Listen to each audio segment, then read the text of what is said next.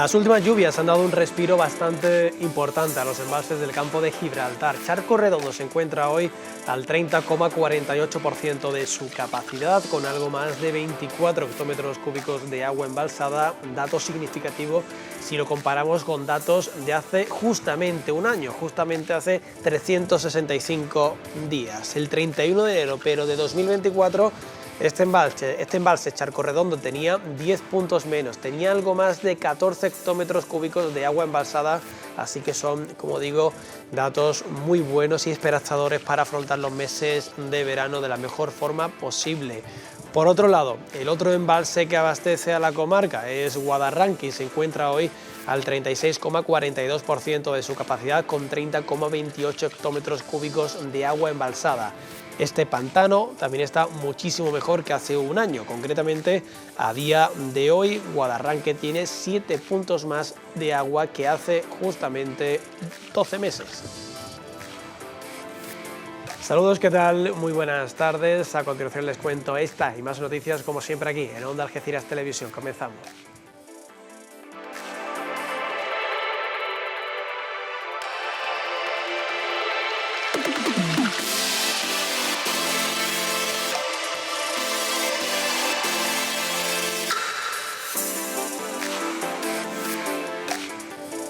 Pues señores, empiezo contándoles hoy viernes que el escritor Paco Ramos presentó hace unos días en la librería Valla de Letras de Algeciras su última novela y también su poemario llamado Los muertos de Bilderberg y Memento Vivere. Para hablar sobre ello, qué mejor que con su autor Paco Ramos.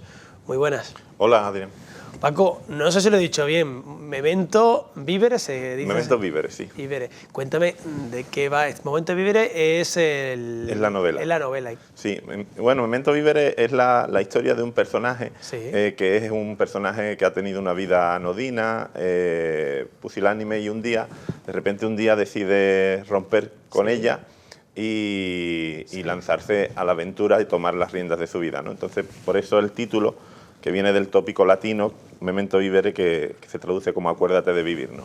Entonces es una persona, pues como cualquiera de nosotros, ahogado por las obligaciones, por las imposiciones sociales, que un buen día, en principio decide suicidarse, pero no lo consigue, o ni siquiera llega a intentarlo, y hace eso, hace una ruptura total con su vida y con su presente, toma las riendas y se lanza a la aventura. ¿En qué momento decides ponerte manos a la obra a escribir este libro? Bueno, pues realmente el detonante del libro fue en un viaje que hice a Sagres, al Cabo San Vicente, en Portugal, y un viejo pescador me contó la historia de que cuando ellos salían a faenar hacia las Islas Azores, un día estaban preparando todo lo que era el viaje, y se enroló en el barco con ellos un tripulante español. Y decía que les llamaba la atención que en los tiempos de descanso ese personaje escribía en unos papeles. Cuando llegaron a las Islas Azores, este hombre desapareció y nunca volvieron a saber nada más de él, pero los papeles se quedaron en el barco. Entonces, los papeles no los recuperaron, los perderían, pero me contó la historia y a mí empezó a rondarme ya la idea de quién sería ese personaje, qué bueno, por qué escribía una historia y qué es lo que estaba escribiendo. Y entonces de ahí nació la idea, ¿no? Del pensar, el imaginarme quién sería ese personaje que salió huyendo de esa manera y del cual no volvieron a saber nada hasta ese momento. Y ya por curiosidad, ¿sabían lo que ponía o alguno? No, nada. No me dijeron nada porque ellos en ese momento no hablaban español, no tenían ni idea de lo que ponía. No entendían y lo tiraron directamente. Qué bueno, qué bueno. Oye, ¿el libro este dónde podemos encontrarlo? Está en cualquier librería, en todas las librerías de España, en todos los puntos de venta. Aquí en Valla de Letras está y lo presentamos la semana pasada en Valla de Letras. ¿Y qué tal? ¿Cómo fue la presentación? Muy bien, la verdad que muy bien. Siempre el encuentro con los lectores siempre es lo que da sentido a esto, ¿no? Esto es un trabajo de mucha soledad durante el proceso de creación, que cuando llega un momento así, pues por fin se completa. Precisamente sobre eso te quiero preguntar, cómo es el proceso de creación, porque supongo que cada maestrillo tiene su librillo y cada escritor pues le gustará escribir de una forma u otra. Sí, para mí en este caso, en el caso de la novela, fue un proceso diferente porque yo la novela la estaba escribiendo desde hacía tiempo, pero como que la tenía un poco parada. Hasta que llegó la pandemia, y en la pandemia todo el mundo teníamos tiempo para todo y fue el tiempo de retomar la novela. Y claro, también yo creo que un poco condiciona la pandemia, y el confinamiento más estricto condicionó un poco la historia, ¿no? Porque el personaje en un momento dado decide, como te decía, tomar la rienda de su vida y rompe con todo y se da a una ruta salvaje. Yo soy una persona que me gusta mucho conducir, me gusta mucho viajar solo y necesito ese de vez en cuando desconectar, coger el coche y lanzarme, a veces incluso sin destino. Entonces yo creo que echaba de menos ese echarme a los kilómetros, y es lo que hace el personaje. Qué bueno. Vamos a hablar de la otra obra, en este caso no es una novela, es un poemario, Los muertos de Bilderberg. ¿En qué consiste este poemario? ¿Qué nos vamos a encontrar en el interior de este poemario? Bueno, Los muertos de Bilderberg es un poemario de temática social que forma parte de una trilogía. Este es el tercer libro, una trilogía que empecé con un libro que se tituló El aprendizaje del miedo, y que nace de los versos de Miguel Hernández que dice: llegó con 3 heridas, la del amor, la de la muerte, la de la vida. Cada uno de los libros forman parte de una herida, ¿no? Entonces Los muertos de Bilderberg es un poemario de temática social que nace con la crisis de 2011, a partir de la crisis de 2011, y en el cual yo lo que hago es, a través del pensamiento de que las crisis económicas no son un terremoto, no son un tornado, no son una catástrofe natural impredecible, sino que el precio o el valor del dinero y de la vida está en manos de los hombres, y son los hombres los que deciden cuándo baja y cuándo sube, pues planteé la idea de que el Club Bilderberg, que antes era como una sociedad secreta, ahora ya no, ahora ya incluso anuncian sus reuniones. Es el club de los más poderosos del planeta, que se reúnen cada cierto tiempo. Hace un año el año pasado estuvieron en junio en Madrid, y son ellos los que deciden un poco el transcurso de nuestra sociedad económica. Entonces yo planteé que ellos fueran los dioses creadores del mundo capitalista. Porque empiezan a reunirse en el año 47, después de la Segunda Guerra Mundial, y son los creadores de todo este sistema, que lo que trata es de protegerse a ellos, sus grandes fortunas, después de la catarsis que produjo la Segunda Guerra Mundial. Y entonces, pues, con esa idea de que ellos fueran los dioses creadores del mundo capitalista, hice una Biblia, que es lo que recreo en el libro. El libro tiene un Génesis, con la creación del mundo, un Antiguo Testamento, donde están recreadas las plagas. Las plagas son la inmigración, los desahucios, la pobreza, la indigencia, la pobreza energética. Esas son más o menos las plagas, y los 10 mandamientos de la ley de Bilderberg. Luego hice un Nuevo Testamento en el que engendré la figura de Jesucristo en una mujer por la revolución feminista, que creo que me parece la revolución más importante de nuestro tiempo y quizás de la historia. Y puse eso, a una mujer como si fuera el Mesías, ¿no? Y luego terminé con un Apocalipsis que era un poco, pues, la ruptura de este sistema que hace que un 99% de las riquezas del planeta esté ostentada por un 1% de la población, ¿no? Y que haya datos espeluznantes, ¿no? Como la cantidad de personas que mueren de hambre al día. Estuve recabando información y decía que casi 20.000 personas se habían suicidado en España por haber sido desahuciadas de sus casas. Todo eso tiene responsables. Y el libro es una forma de señalar a esos responsables. Y denunciarlo, claro. Exactamente. Paco, supongo que también en muchas librerías podemos encontrarlo, ¿no? Sí, en todas las librerías de España. Tiene una distribución nacional y está perfectamente disponible para quien lo desee, ¿no? Quien lo desee. Pues, Paco, ha sido un placer tenerte aquí hoy en Onda Algeciras Televisión, y esperemos que cuando haya más libros te tengamos otra vez por aquí para presentarlo. Muchísimas gracias. Igualmente, Adrián, será un placer. Muchas gracias. Pues señores, cambiamos de tema. La ruta del Estrecho de Gibraltar, una de las utilizadas por los migrantes para alcanzar las costas españolas, experimentó en 2024, el año pasado, un descenso de llegada de migrantes respecto al año anterior. Se registraron, fíjense, 536 personas en 2024, mientras que en el año 2023 fueron muchísimos más, fueron 1.287. Ana María Rosado, muy buenas tardes. Hola, buenas tardes, ¿qué tal? Bueno, Ana, ¿cuáles son las principales razones detrás de este descenso de llegada de migrantes por la ruta esta del Estrecho de Gibraltar? ¿Han cambiado las rutas migratorias?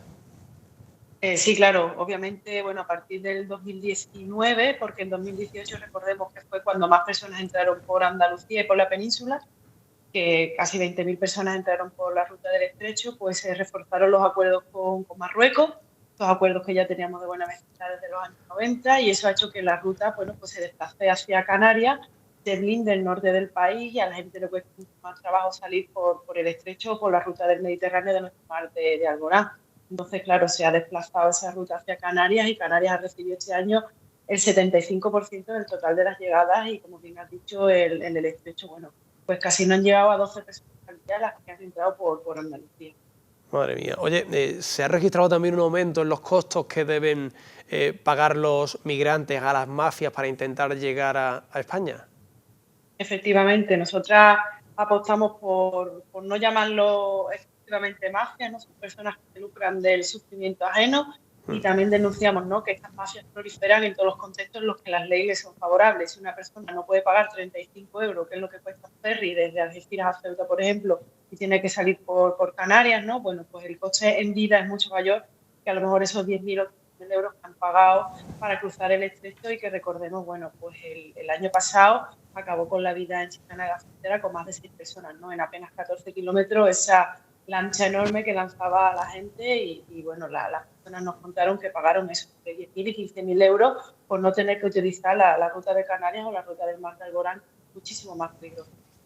Supongo que esos migrantes en sus países de origen muchas veces tendrán que, bueno, el trabajo o los ahorros de toda una vida para pagarle, como dice, a estas personas que se lucran del sufrimiento ajeno para intentar llegar a Europa para tener un futuro mejor. Efectivamente, bueno, estas personas son la esperanza de sus comunidades, y también recordemos, ¿no?, que aparte del derecho a migrar hay muchas personas que vienen de países en los que hay grandes conflictos y grandes olvidados, ¿no?, como son, por ejemplo, Siria, Sudán, Chad, Mali o incluso en Senegal. Son personas que se ven abogadas a salir de sus territorios y buscar un lugar seguro, y la gente que está en peligro o pasa necesidades en su país de origen va a salir como sea y va a buscar los medios que sean para poder llegar a territorio seguro. Y bueno, pagar 10.000 euros o 15.000 euros es lo mínimo, ¿no?, que las personas hacen para poder cruzar o incluso saltar una valla, ¿no?, o lanzarse en el hidropedal, en una tabla de surf, en la rueda de un camión o escondido en los bajos de cualquier vehículo para llegar a territorio. Ana, ¿qué papel juegan en todo esto las organizaciones humanitarias? Bueno, pues mira, decir primero que el Estado español no tiene un sistema de acogida. O sea, en España lo que existe es un sistema de recepción, de identificación y de exclusión, por lo que las organizaciones no gubernamentales, en este caso, por ejemplo, la PDHA, nosotros hacemos una labor de monitoreo en la frontera, intentamos contrastar y decir datos, ¿no?, reales de las llegadas, y sobre todo disgregarlos por sexo, género, edad, también nacionalidad, porque es bastante importante, ¿no? Para nosotros los datos nos permiten conocer cuál es la realidad de llegada y sobre todo diseñar políticas o nuestras medidas, ¿no?, de intervención a la hora de, por ejemplo, la asesoría jurídica para personas extranjeras, o las clases de español o las de preparación de nacionalidad, ¿no? Pero para nosotros es fundamental conocer los datos reales porque las administraciones públicas no los dan, no son transparentes, y también se utilizan y se tergiversan muchísimo para incrementar los discursos xenófobos y racistas y sobre todo los discursos de odio, ¿no? Este verano hemos visto cómo los presidentes de las comunidades autónomas o de las ciudades autónomas que reciben a más menores, ¿no?, que viajan sin la compañía de un referente adulto, utilizaban a los menores como mercancía, como moneda de cambio, lo llamaban reparto solidario, ¿no?, pero en realidad se estaban lanzando a la cara entre diferentes partidos qué es lo que tenían que hacer cuando no priman o no han primado el interés, ¿no?, la protección y la no discriminación de los menores, ¿no? Para nosotros es fundamental denunciar eso y sobre todo saber realmente cuántos menores hay, porque una cosa son los menores que llegan, otros son los menores que se identifican como tal, otros son los que pasan al sistema de protección y otros son los que la comunidad autónoma o la ciudad autónoma protege. O sea, que podemos estar hablando de que a lo mejor en Canarias han llegado 5.000 menores, pero después realmente a lo mejor se quedan con 1.000 o con 2.000 menores, que son los que pasan al sistema de protección. Entonces, es muy importante hablar de cifras y, sobre todo, bueno, ponerlo en perspectiva, ¿no? Es realmente España, un país que es la quinta potencia económica europea, no puede acoger al 0,13% de su población total. O sea, estamos hablando de que España tiene 49 millones de habitantes y el año pasado llegaron 64.048 personas. No se puede diseñar un sistema de acogida digno, no se puede acoger a estas personas. Bueno, pues para eso nos sirven los datos y el trabajo que hacen organizaciones a pie de frontera. Ana, el trabajo, como bien dice, que hacen las organizaciones no gubernamentales, pero me has dicho que las administraciones públicas en muchas ocasiones, por no decir la gran mayoría de veces, no dan los datos reales. ¿Cuál es el objetivo de no dar esos datos reales? ¿Por qué hacen eso? ¿Para no escandalizar a la población? ¿Para, no sé, por qué? No, tiene otro motivo mucho más sencillo. Nosotros, bueno, pues como hacemos nuestro monitoreo anual, solicitamos los datos oficiales para contrastar, ¿no?, con otras fuentes de verificación y siempre nos dicen que no nos pueden dar esos datos porque influyen en las relaciones internacionales y también pueden filtrarse a las mafias, algo que nosotros no entendemos, ¿no? ¿Cómo puede influir que tú digas cuántas personas, cuántos hombres, cuántas mujeres, cuántos menores han llegado por nuestra costa o de qué nacionalidad son? O sea, no entendemos qué relaciones internacionales puede comprometer, sino que y más supongo, allá, bueno, Ana, que esto pasará de toda la vida, da igual el color político que haya en el gobierno. Exacto, efectivamente, es algo que venimos denunciando desde hace más de 20 años, que llevamos haciendo el informe de Derechos Humanos en la Frontera Sur. Da igual el color del partido político que esté en el gobierno. La línea contra las personas migrantes es clara, esa viene marcada por Europa y aquí tenemos una línea que es la exclusión. O sea, y el impedimento de llegadas y la externalización de la frontera, subcontratar esa represión a terceros países, como por ejemplo España lo está haciendo con Marruecos desde hace muchísimos años. Da igual que esté un color o esté otro, la línea siempre ha sido la misma. Las personas migrantes que son de un determinado perfil étnico-cultural, en este caso las del continente africano y las de Asia, no son bienvenidas en España. Pues Ana María Rosado, muchísimas gracias por este ratito aquí en Onda Algeciras Televisión. Te agradezco que nos hayas atendido. Muchas gracias. Gracias a vosotros. Señores, hacemos una pequeñísima pausa publicitaria. No se vayan porque ahora en un ratito vamos a hablar de un tema muy pero que muy interesante y es el contrabando que había precisamente aquí en el campo de Gibraltar entre el siglo XVIII, siglo XIX. Lo vamos a hacer con el doctor en Historia, Antonio Torremocha. No se vayan hasta ahora.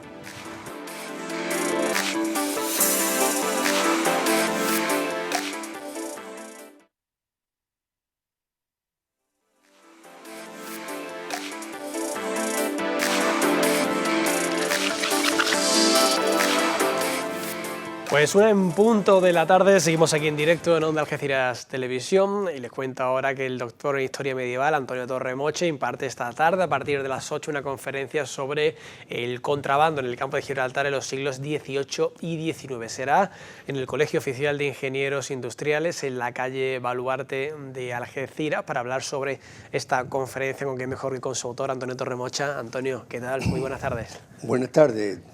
Bueno, Antonio, ¿cuál fue la importancia que tuvo el contrabando en la economía campo-gibraltareña de los siglos XVIII y XIX?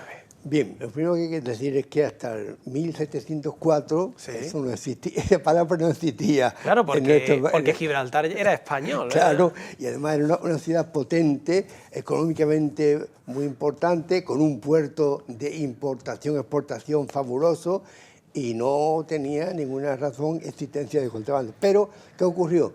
El 4 de agosto de 1704, la escuadra anglo-holandesa invade, conquista Gibraltar en nombre del archiduque Carlos de Austria, uno de los dos que estaban compitiendo por el trono de España, ¿verdad? En la guerra de sucesión. Pero como al final, si llega a vencer el archiduque Carlos, Gibraltar sería español todavía. Lo que pasa es que convenció el francés Felipe d'Anjou y perdió al archiduque. Inglaterra, que era muy cuca y que tenía un afán de conquista y ambicionaba, pues consiguió quedarse con la plaza. ¿De qué manera? Bueno, pues lo que está claro es que ese expolio, esa invasión, ese expolio provocó una terrible catástrofe en el campo de Gibraltar. ¿Por qué? No solamente porque desde el punto de vista militar y político, que era lo que siempre se ha dicho en todos los libros de historia, ¿no? Sino porque provocó una crisis también demográfica, social y económica sobre todo. Es decir, primero, demográfica porque la población, 5.000 habitantes que vivían en la demarcación de Antigua Algeciras y Gibraltar, tuvieron que abandonar la plaza y sabéis que se fueron, unos se quedaron en la milla de San Roque, otros fundaron lo que después tenían los barrios y algunos quedaron en las murallitas de Algeciras. Y ahí dieron lugar a 3 poblaciones nuevas. Pero eso desde el punto de vista demográfico. Desde el punto de vista social fue una gran crisis. ¿Por qué? Porque los que se exiliaron en el campo de Gibraltar eran la gente más humilde, campesinos, pescadores, porque las élites, la burguesía, ¿A dónde se fue? el Consejo de Gibraltar, los militares, la mayor parte de ellos, algunos se quedaron aquí, hay constancia en San Roque, pero el 90% se fueron ¿a dónde? A Cádiz, Sevilla, Granada, Madrid, y por tanto se provocó una gran crisis social también, ¿verdad? Pero quizás la consecuencia más dañina fue desde el punto de vista económico, porque Gibraltar era un puerto, como he dicho antes, de importación y exportación importantísimo. Por Gibraltar se exportaba toda la cosecha de vinos que se producía en el área de la bahía, que, como dice Alonso Hernández del Portillo en su libro escrito al principio del siglo XVII, dice que Gibraltar exporta todos sus vinos a Valencia, a Barcelona y a Francia, Inglaterra y Flandes. Es decir, que era un puerto de importación importantísimo para los vinos, pero también para la pesca. Dice Portillo que la bahía de Algeciras era la mejor pesquería de Andalucía. Y todo el pescado, bergantines que venían de Málaga, de Sevilla, de Portugal, cargaban pescado en el puerto de Gibraltar para exportar. Fíjate la actividad económica tan grande que tenía a Gibraltar, el puerto. Bueno, pues eso se quebró. Desapareció. Corrígeme si me equivoco. Entonces, en aquella época el puerto de Gibraltar tenía mucho más poder que el puerto de Algeciras. No existía Algeciras. Claro, no existía. Algeciras medieval había desaparecido en 1379-80 y en el tiempo que estamos aquí hablando, Algeciras era un baldío.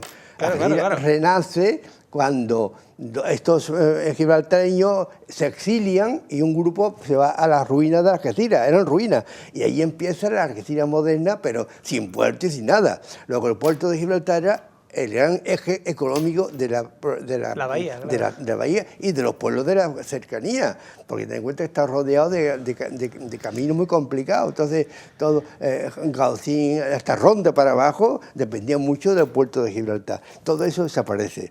Y eso fue una de las causas de la pobreza de la zona, de la desmoralización que vivió la gente y del inicio de una actividad ilegítima, ilegal, el contrabando.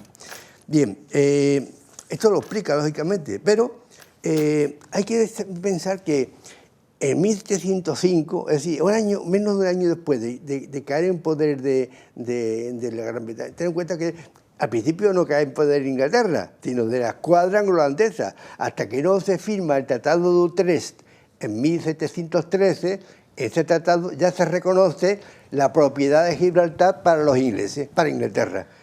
Antes no, pero ya en 1705 debió de las autoridades españolas pensar que el contrabando iba a surgir fuerte, sabiendo cómo eran los ingleses, claro está, y ya se funda en el año, en enero de 1705, la Compañía de Escopeteros de Getares, vale, que su finalidad era vigilar la costa, y prevenir el contrabando y también la entrada de extranjeros, de gente extraña, en nuestro litoral.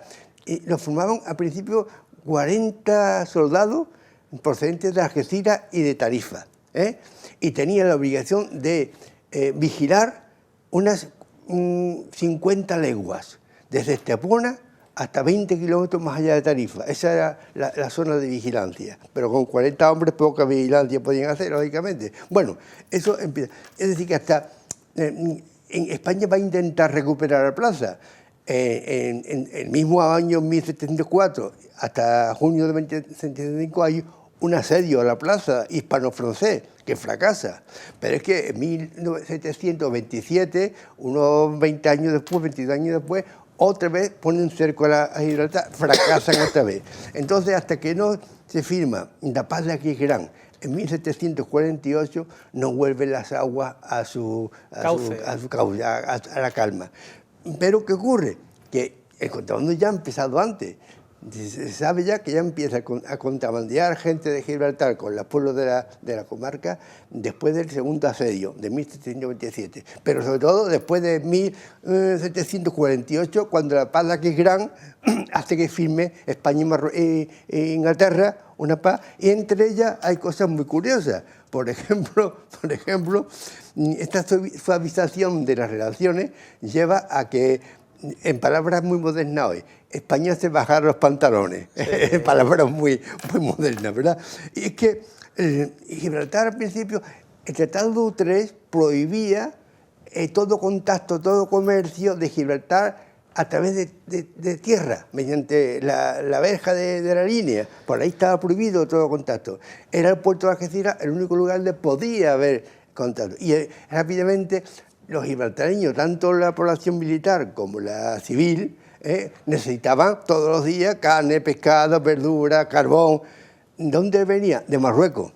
Marruecos, claro, eso es muy complicado. En un momento en que relaciones, unos años más tarde, Inglaterra y Marruecos rompen relaciones y tal, y no les llega esos alimentos básicos a los gibraltareños, el gobernador de Gibraltar le envía una carta al rey de España pidiendo que, por favor, en el segundo Tratado de Utrecht, en caso de necesidad, pudieran abastecerse de productos diarios del puerto de Algeciras. Y el rey, dando un ejemplo de una gran caridad y una torpeza infinita, le permite y comienza una actividad, con unas condiciones. ¿El rey era Felipe V todavía? No, no, estamos ya hablando en este momento, estaba ya hablando ya de más adelante, estamos hablando de mediados del siglo, de Fernando IV, Fernando VII, perdón, Fernando VI, sí. Pero bueno, el rey de España es el que fuera, no recuerdo a mí una fecha exacta, sí. Que fuera, autoriza a que de Gibraltar se pueda abastecer de productos frescos diariamente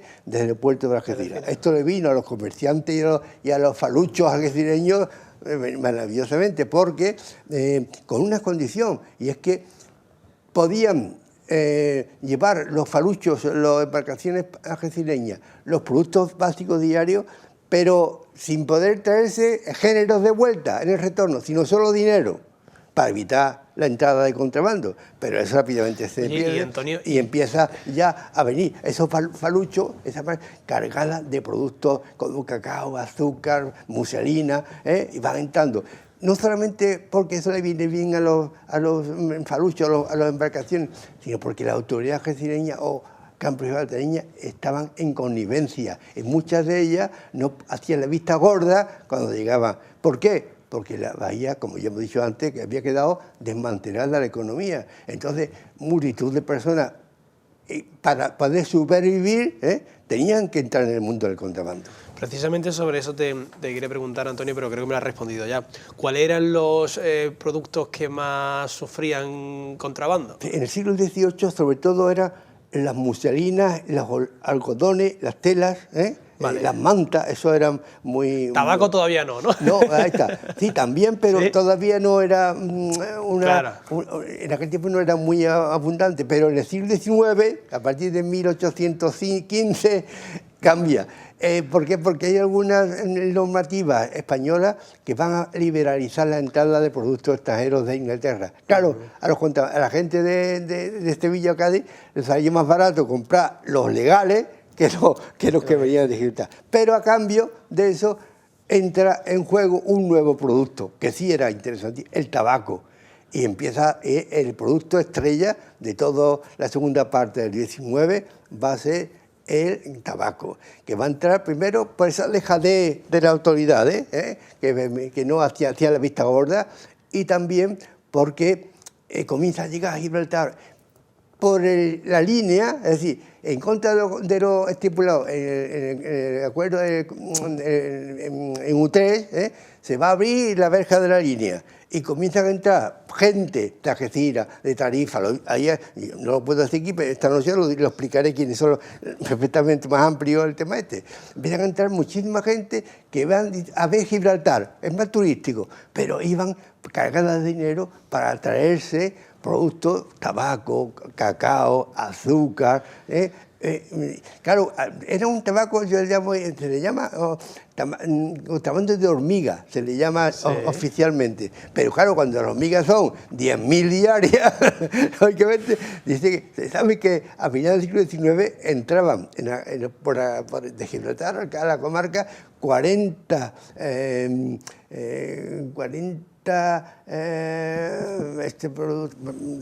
bueno, una gran cantidad de tabaco, se sabe el número, y que producía a la hacienda española un gran derroche, un gran destrozo, ¿verdad?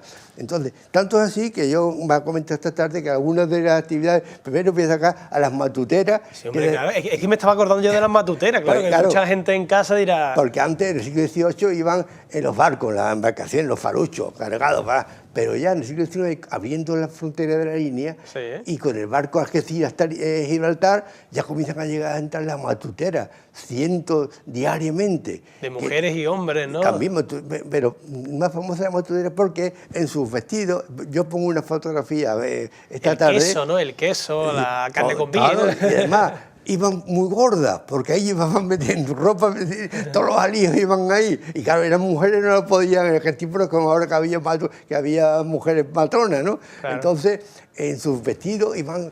Entonces hay una fotografía en que se ven un montón de mujeres cerca de Gibraltar, metiendo todas las cosas, eso en el siglo XIX al final. Claro. Y otra cosa que voy a hacer hincapié muy interesante es de cómo la gente se ingeniaba para poder burlar a la Guardia Civil y a los carabineros y meter todos los productos que iban hacia Ronda o hacia Jerez. Y era la aparición desde 1870 por ahí de los perros contrabandistas. Pongo yo una fotografía que lo va a tratar, lo va a ver. Perros, es decir, hay un señor así, una foto del principio del siglo XX, pero empieza 50 años antes. Un señor que tiene 3 perros y en la espalda del perro unas mochilas, se ve el hombre con los... Porque, ¿qué es lo que hacían? Pues a estos perros los dejaban sin comer varios días. Y después lo llevaban a un cortijo que había en la sierra de los barrios de San Roque, lejos, le daban de comer abundantemente a los perros. Estos son los perros de Pavlov, se les llama así, ¿no? Bien, entonces, estos perros se alimentaban. Cuando ya estaban bien alimentados, los dejaban sin comer otros 7 o 8 días. Y los llevaban a la línea, a la playa de Levante. Y en las mochilas les metían todo el contrabando más interesante, ¿verdad? Madre mía. Los dejaban sueltos y ¿qué hacían los perros pobres? Como locos iban a los cortijos donde sabía que le daban buen alimento. Y allí, pues, sus amos le quitaban el contrabando que llevaba. Lo que pasa es que hay constancia de que muchísimos de estos perros pobres cayeron bajo los disparos de los carabineros y de la Guardia Civil. Claro. Antonio, ya por último, que nos vamos quedando sin tiempo, me fascina conocer cómo te has documentado para que hoy me estés contando esto y para que esta tarde des una conferencia sobre un tema tan significativo.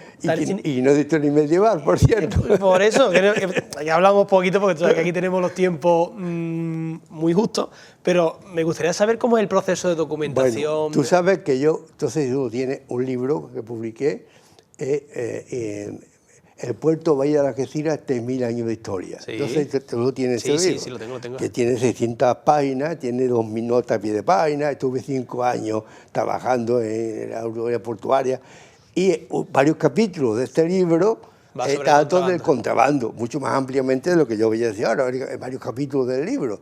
Pues de estos capítulos he extraído la conferencia de hoy. Pero eso que son libros antiguos que vas leyendo, documentación, informes policiales... si entras en el libro que te estoy diciendo, de 3.000 años de historia del puerto de Algeciras, verás a pie de página 2.000 notas. La bibliografía. Ahí claro. está todo, por ejemplo, yo lo mencionado en varios capítulos sobre esto, lo he destacado de documentos del Archivo Histórico Nacional, que lo vi mencionar en la conferencia. Es decir, que el Archivo Histórico Nacional hay un montón de documentación relativa al contrabando del siglo XIX sobre todo, y el siglo XVIII también. Lo que está claro, Antonio, ya por último, es que el contrabando ha existido siempre, desde que Gibraltar es inglés. Claro, claro. Y seguirá existiendo siempre. Bueno, yo creo que ahora cada vez tiene menos fuerza, porque ahora hay otros contrabandos más terroríficos, ¿verdad? Pero todavía hay muchos kioscos que vas a comprar y tienen tabaco de Gibraltar. Sí, pero en el siglo XIX, también voy a mencionar algunos viajeros que llegan a Gibraltar y en tus libros, que yo he leído, escriben sobre el contrabando que ellos ven. Y algunos de ellos dicen que en Gibraltar entraban 1 millón de libras esterlinas al año, y ese producto no era para comerciar legalmente, todo entraba de contrabando. Imagínate lo que son, muselina, arroz, azúcar, cacao, 1 millón de libras esterlinas todos los años de 1840, que no es como ahora.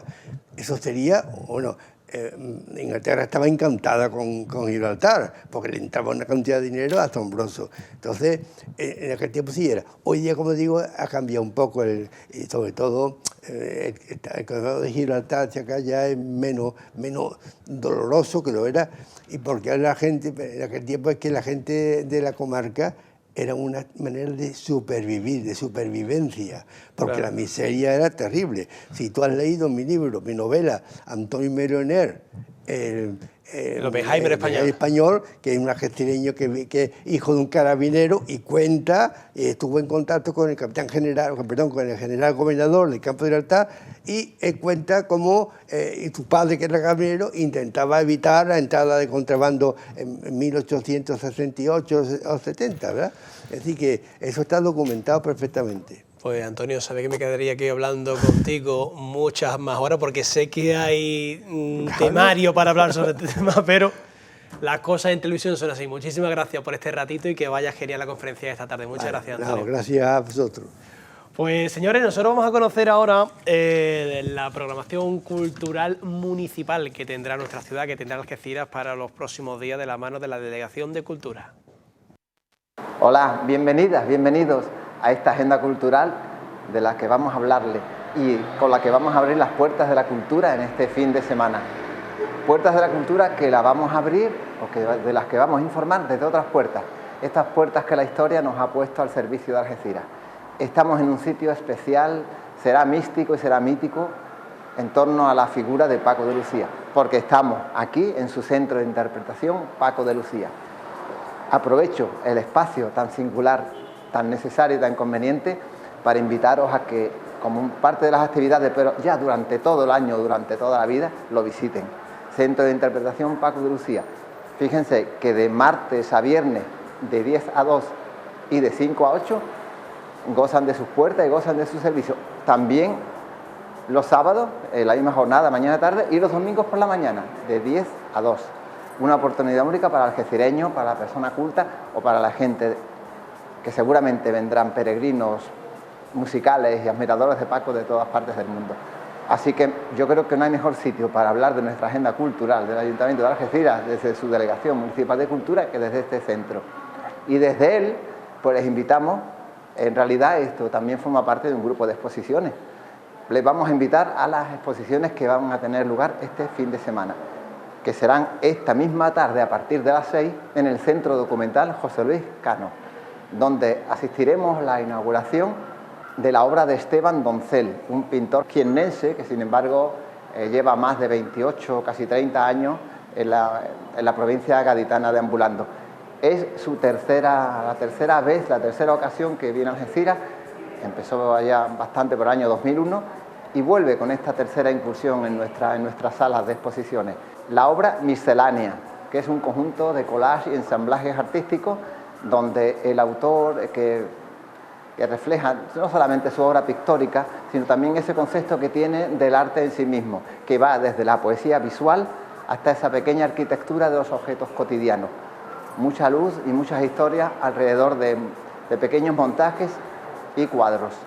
Imágenes que podrán recrearse y podrán verse desde hoy viernes hasta el próximo 7 de marzo en el Centro Documental José Luis Cano, en la Sala Javier Muñoz. No dejen de visitar esta obra pictórica porque tiene trazos de arquitectura, de escultura y de poesía. El autor ecléctico y tremendamente explosivo a la hora de expresar sus historias nos va a llevar a un mundo nuevo lleno de colores y de historias. Miscelánea, Esteban Doncel, Centro Documental José Luis Cano.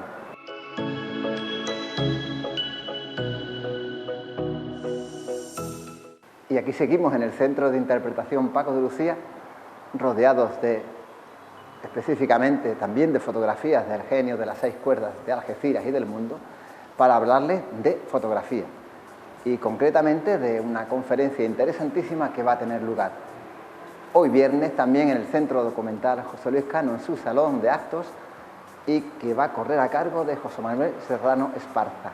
La fotografía es un arte, como decía Gómez, pero cuando el arte se lleva a otros terrenos de la vida, de las facetas, las fotografías son historia y la fotografía es la vida.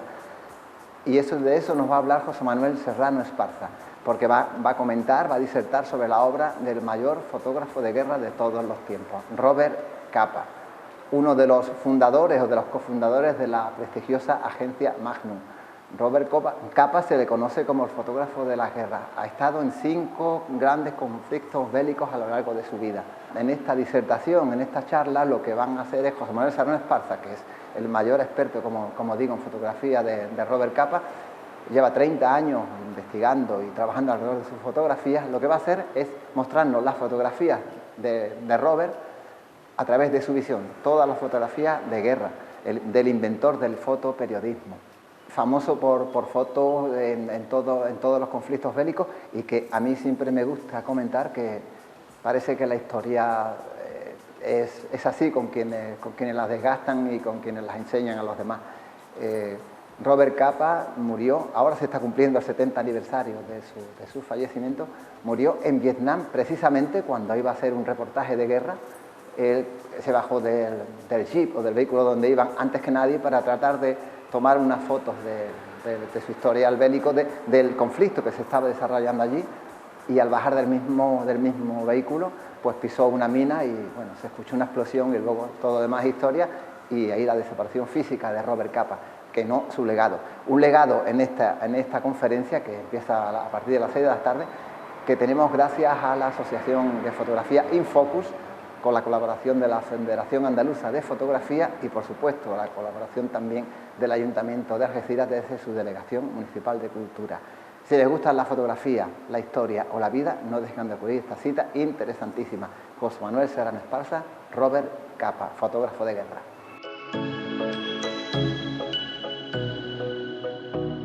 Miles de conciertos nos esperan en un futuro no muy lejano, en este auditorio La Casa de Paco, del Centro de Interpretación Paco de Lucía, aquí en Algeciras.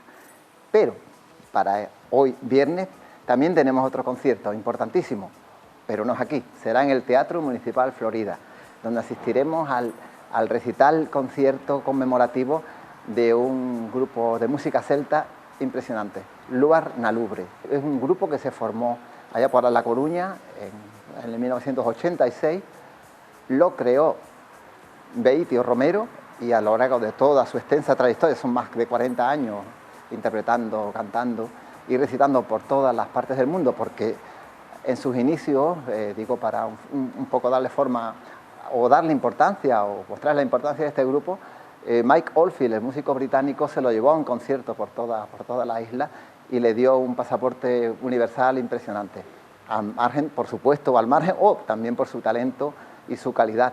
Luar na Lubre es en sí mismo otra historia. Luar na Lubre, significado precioso, fíjense el nombre del grupo, significa resplandor de luna en el bosque sagrado de los druidas, o sea, y ya solamente con eso es pura magia. Pero además nos llevaremos a sus canciones, a sus interpretaciones, música folk, música celta y hermosas canciones que han interpretado durante muchísimos años con diferentes personalidades de la música. Aquí en Algeciras presentan Encrucillada. Encrucillada es un recorrido, un paseo por todos estos años de transformación del grupo. Han creado un audiolibro, esto también es un libro, este es el mismo concierto, pero yo les recomiendo que hoy viernes, a partir de las 9 de la noche, en el Teatro Municipal Florida, acudan a este concierto especialísimo. Todavía quedan entradas, tickentradas.com y discos Grammy. Si queda alguna por ahí, en las taquillas del Teatro Florida. No lo creo y no se arriesguen. Luar na Lubre, solo para Algeciras.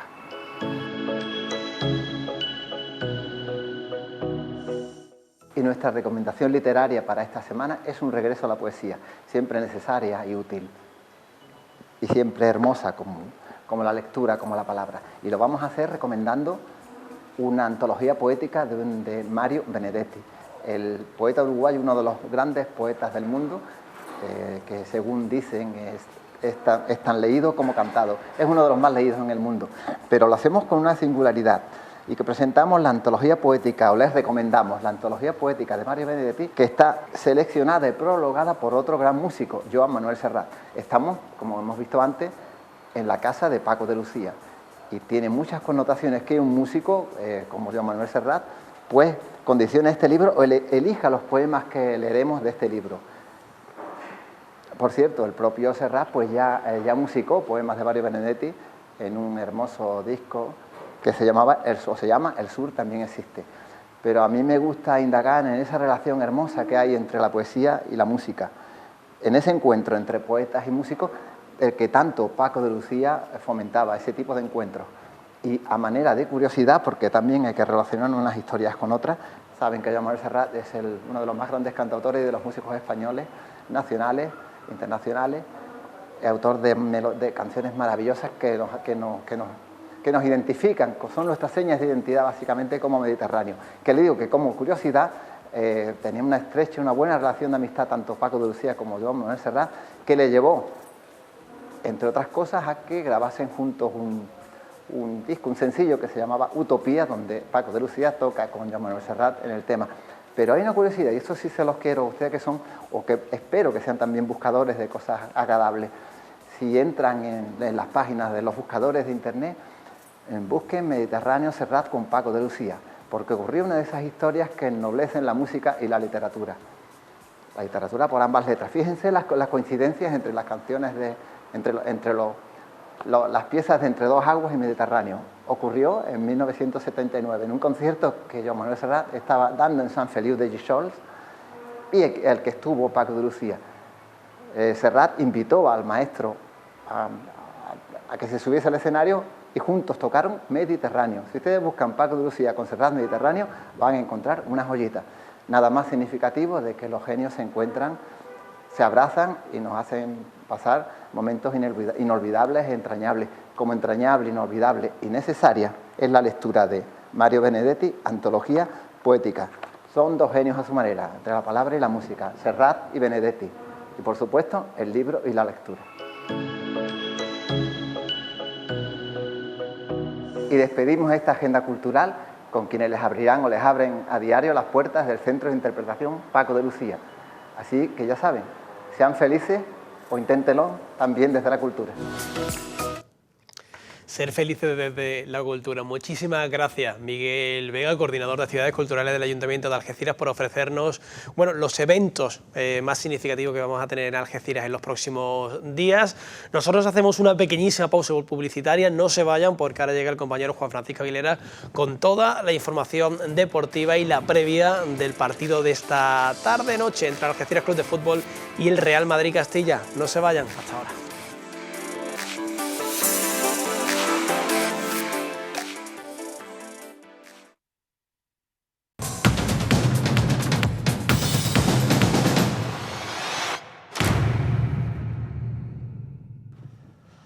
Saludos, buenas tardes, bienvenidos un día más a este espacio deportivo aquí en su casa, en Onda Algeciras Televisión. Es viernes, estamos por lo tanto en este último día de enero 31 y con una jornada por delante con todos los equipos representativos que tienen jornada de liga. Hoy, por ejemplo, el Algeciras Club de Fútbol desde las 20:30 horas jugará frente al Real Madrid Castilla en el Estadio Nuevo Mirador.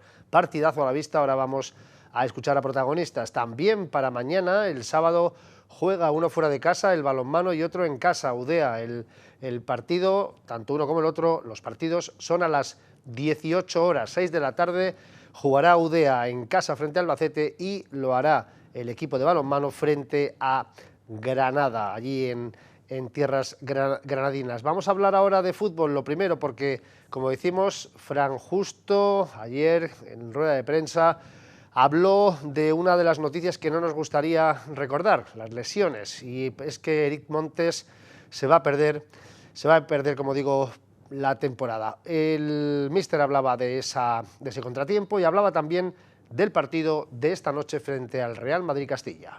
Sí, buenas tardes. Como bien dices, un golpe muy duro para la plantilla, para el vestuario, para todos los que formamos el día a día del Algeciras. Al final, Eric, yo creo que representa a la perfección los valores que le gusta a la afición de este equipo que representen sus jugadores en el terreno de juego. Y una lástima, pero forma parte del deporte. Agradecer a Eric pues todo el compromiso, todo el esfuerzo, toda la ambición que ha puesto por intentar ayudarnos lo máximo posible, pero bueno, esa rodilla ha dicho basta y ahora pues le toca comenzar un nuevo proceso en el que tenemos también que estar a su lado, nos tiene que notar cercanos y poner en valor todo lo que ha hecho por este club y desearle una pronta recuperación, que no me cabe ninguna duda que con el portento físico y lo superdotado que es y también lo trabajador y constante, pues así será y ojalá verle ya pues en los terrenos de juego lo antes posible, entendiendo que es por desgracia, una lesión pues que necesita de un largo periodo de tiempo para recuperarse. Sí, pero es lo que nos toca y tenemos que aceptarlo como viene y tenemos que reponernos de la mejor manera, competir y pues intentar un motivo más para mañana hacer un buen partido, intentarle dedicar la victoria a Eric porque es lo que a él le gusta, lo que él quiere y lo que él nos transmite con su competitividad en el día a día. Es evidente que tanto Javi Avilés como Eric eran dos futbolistas pues, de los llamados a marcar la diferencia dentro de la plantilla. Hemos tenido, por desgracia, esas dos lesiones, bueno, pues catastróficas, porque la verdad es que una lesión de este estilo siempre en la planificación deportiva así lo es, y a partir de ahí pues todo el mundo estará intentando hacer su trabajo lo mejor posible para intentar estar lo más armados posibles para esta segunda vuelta, que es tan difícil, que nosotros tenemos que ser conscientes de lo que somos, ahora lo que nos falta dentro de lo que somos y a lo que nos vamos a enfrentar. Entonces pues seguro que el club se está moviendo para intentar poner solución a estos contratiempos que han venido. Sí, o sea, al final esto es la vida, esto es el fútbol, esto es el deporte. Te vienen momentos que son duros, que son difíciles de pasar, pero hay que continuar al frente, hay que emocionalmente ya estar fuerte, estar cargado de energía. Tenemos una muy buena plantilla y así lo hemos dicho desde que comenzó la temporada. Ahora, por desgracia, Eric no nos va a poder ayudar más desde dentro del campo durante este 2025, pero con los que tenemos que sacarlo adelante. El equipo está más que preparado para competir bien, para mañana hacer un buen partido. Estamos con el partido preparado, estamos con muchas ganas de intentar hacer las cosas muy bien en un partido siempre especial con la visita del Real Madrid-Castilla delante de nuestra gente para ojalá poderle regalar una gran noche de fútbol y uno de esos días en los que el equipo consiga una victoria que sería fundamental para nosotros y más después de la derrota del pasado domingo en Sevilla. Bueno, es un equipo que está en el mejor momento de forma de la temporada, es un equipo que seguro que va a acabar la temporada luchando por los puestos altos de la clasificación, porque a nivel individual la capacidad técnica es de las más altas de todas las plantillas del grupo. Tienen jugadores que a nivel de marcar diferencia arriba en el ataque pues probablemente son los más diferenciales de la categoría o de los que más, y un rival que te exige hacer un partido perfecto, un partido en el que la concentración tiene que estar presente en todo momento, un partido en el que tenemos que estar muy bien equilibrados, en el que tenemos que minimizar los errores, en el que lo tenemos que competir y entender muy bien, pero en el que tampoco tenemos que renunciar a ser nosotros y más en nuestro campo, con nuestra gente, que nos sentimos fuertes y que vamos a intentar también a ellos ponerles en aprietos, que no se sientan cómodos y buscar nuestras opciones que las tenemos evidentemente para sacar el partido adelante. Sí, todo lo que sea que te equivocas, este equipo no te da permiso ni te da tiempo para corregirlo, entonces tienes que estar muy bien colocado, tienes que gestionar muy bien cuando tengas la pelota, tienes que estar bien cuando no la tengas, cuando estás atacando también se puede volver un arma de doble filo, entonces tienes que estar muy bien equilibrado y en vigilancias. Y si eres capaz de hacerlo, pues tendrás el premio y estarás cerca de poder conseguir la victoria. Tenemos este reto por delante, tenemos a nuestra gente que nos va a animar, que nos va a ayudar, que el equipo viene de una racha espectacular de 8 partidos sin perder en una categoría en la que prácticamente nadie es capaz de conseguir esto. Creo que en casa son ya casi 4 meses sin conocer la derrota. Vamos a intentar mañana tener un viernes todo el mundo en el que viene el Real Madrid, que a toda la ciudad y todos los alrededores pues seguro que le llama, pero lo que más le tiene que llamar es su Algeciras.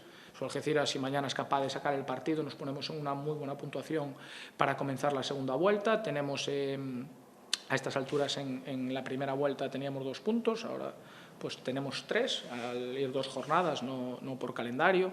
En la primera vuelta también lo podemos ver con que el partido de Sevilla, el partido de Madrid hicimos 2 puntos. Bueno, pues si somos capaces de ganar mañana hacemos 3 y ya tenemos 1 más. Entonces, una cantidad de posibilidades, de retos, de oportunidades que tenemos mañana por delante, de seguir con esa manera de hacer las cosas que está haciendo el equipo, sobre todo en el nuevo Mirador, donde creo que el equipo está haciendo muy bien las cosas y tenemos la sensación de que le podemos ganar a cualquier rival, y así ha sido cuando ha pasado por aquí el primer clasificado, el segundo clasificado. Creo que hemos conseguido que los dos hayan acabado en su portería casi guardando el empate, y mañana viene un equipo probablemente de los más peligrosos que va a pasar en toda la temporada por el nuevo Mirador, pero es que es un reto muy importante. Tenemos que ser conscientes de la categoría en la que estamos, a quién nos enfrentamos y darle mucho valor a lo que está haciendo el equipo. Entonces esto está tremendamente igualado.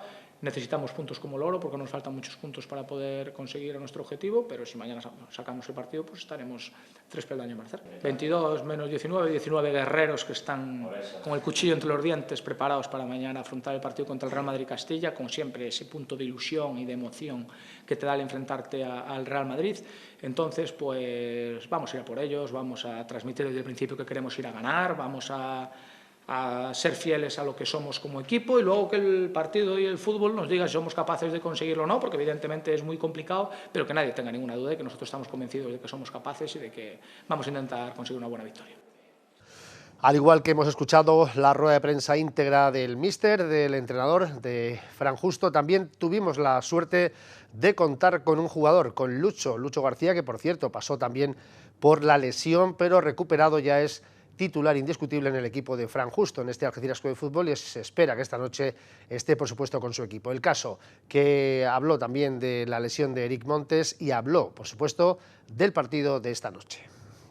Sí, la verdad que es algo duro para el equipo, es uno de los capitanes, es un compañero excepcional, una gran persona y la verdad que es un mazazo porque creo que es un jugador que siempre nos ha dado mucho y su compromiso pues ha sido innegociable siempre. Bueno, Avilés, yo más que nadie le puedo entender porque hace poco estaba en una situación muy parecida. Yo opté por no operarme, pero bueno, que tenga que pasar por el quirófano, entiendo que es una decisión complicada y bueno, hay que apoyarlo, el equipo está con él, vamos a intentar que este proceso se sienta lo más arropado posible y estamos con Eric. Bueno, sabemos de la calidad de los jugadores del Real Madrid, en esta categoría no ha habido partido fácil y bueno, durante toda la semana lo hemos dicho, al final depende de hacer un partido casi perfecto nuestro, de estar muy concentrados atrás, de conceder poco, creo que es la dinámica que viene siendo estos últimos partidos y bueno, se viene trabajando bien, así que a dar lo mejor de nosotros, a demostrar, no voy a mostrar a la afición que enchufarlo desde el primer minuto y ya salir muy concentrados y creo que pueden ir las cosas bien y confío en el potencial y en el trabajo de mis compañeros. Ya está analizado, al final pasado, en 6 días vamos a tener 2 partidos y ya está totalmente analizado, totalmente no olvidado porque de todos los partidos se aprende, pero ya está más que analizado, estamos desde principio de semana mentalizados en el Real Madrid-Castilla y eso es lo que va a ser mañana, centrados en lo que toca. Sí, al final individualmente tienen muchísima calidad, son un equipo que si les dejas pensar, pues obviamente tienen recursos para salir con el balón, pero bueno, nosotros tenemos nuestras virtudes, que es el trabajo, que es ir al barro y cuando toca y trabajar, entonces creo que eso lo hemos mostrado durante todo el año y mañana no va a ser algo contrario. a la afición que bueno, que vamos a dar todo, a mostrar nuestra mejor versión y esperamos que disfruten muchísimo y podamos regalarle una victoria a ellos y a nuestro compañero que está en un momento complicado ahora mismo. Regresamos el lunes, ya saben, tertulia habitual para recordar lo que habrá sido la jornada de Liga para este Algeciras Club de Fútbol que necesita la victoria en casa. También, por supuesto, hablaremos de lo que haga Udea mañana a las 6 en el pabellón Ciudad de Algeciras y lo que haga en Granada el equipo del balonmano Ciudad de Algeciras, que ya saben es segundo en la clasificación, ojalá pueda mantener esa posición. Nos marchamos el lunes, les esperamos, pasen un buen fin de semana. Adiós.